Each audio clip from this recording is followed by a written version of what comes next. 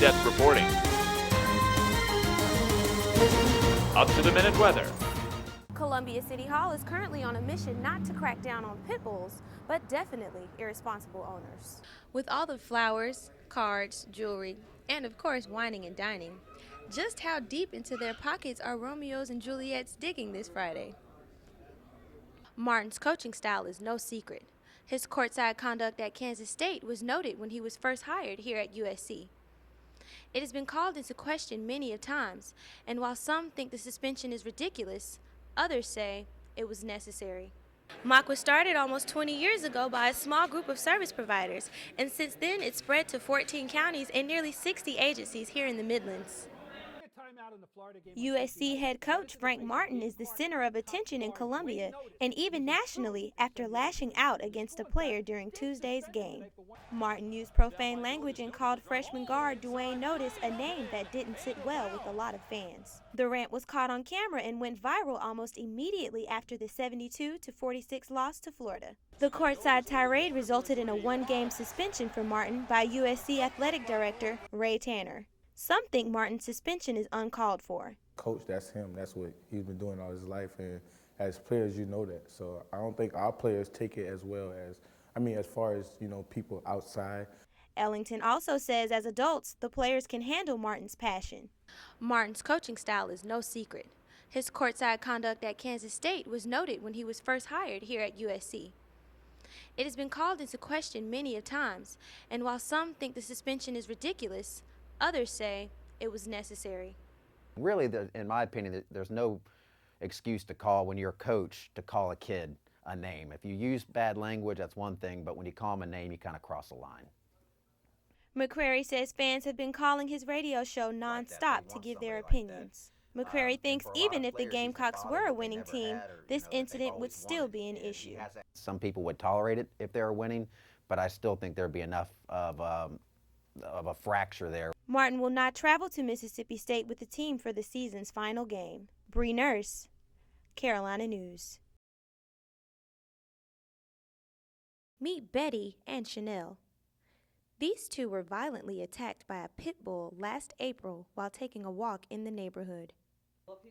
She says it's a day she will never forget. I was walking down Padgett Road, making my rounds, and as I was passing this house, I saw the children out in the yard with the dog, but I didn't pay too much of attention, and out of the corner of my eye, I saw a blue streak coming toward me.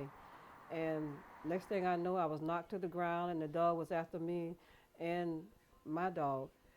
Bird says immediately witnessing the attack, the owners never came to help her, but it was a stranger instead who did.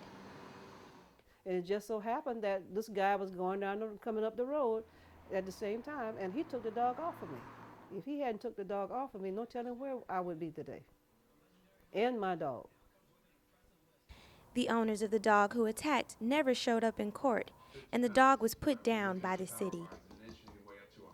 Columbia City Hall is currently on a mission not to crack down on pit bulls, but definitely irresponsible owners.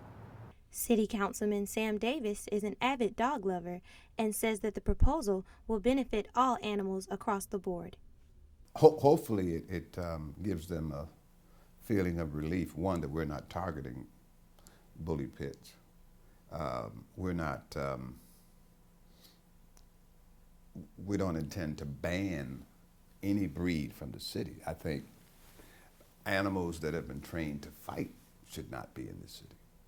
But not all pit bulls are cruel, and not all owners are cavalier. Dominique Bull is a devoted pit bull lover, breeder, and owner.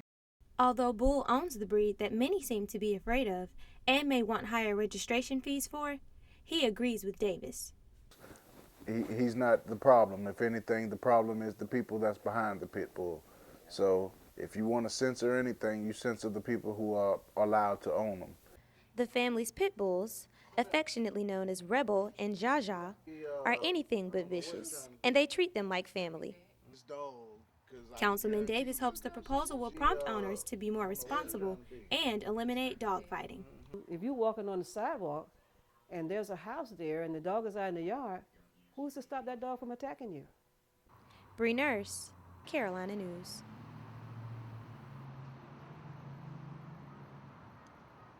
You cannot escape healthcare. Anton Gunn is the former head of the Office of External Affairs at the U.S. Department of Health and Human Services. He says health insurance is crucial for Americans. Gunn was talking to last night's public health care forum at Brooklyn Baptist, with people of all different ages and races asking plenty of questions. One big question stood out. Why do young people need to sign up for affordable health care? Young people matter more than anything else because you're the future of our country. It's important for you to grow up healthy and strong and live the kind of life that you want and deserve. And so having health insurance coverage is important. Gunn insists if college-age students are able to pay for phone and even laptop insurance, health insurance should be a priority too. Many college-age students are lucky enough to be on their parent or guardian's health care plans and live carefree. But not all are afforded this luxury. Although the ACA is campaigning towards young people, especially during the month of March Madness, some still say they simply cannot afford it. Senior Dana Jennings is as independent as it gets, and she says after paying for living expenses, health insurance just isn't in her budget. The one that best fit, I want to say it's the bronze, and it was $163, and I mean, I don't have that every month. It's no surprise that most independent college-age students don't think they make enough money for health insurance and have no choice but to join Dana in Kinda living life on the edge, but safely. Gunn says a lot of young people don't know that they actually can afford health care. He says they just need to be informed.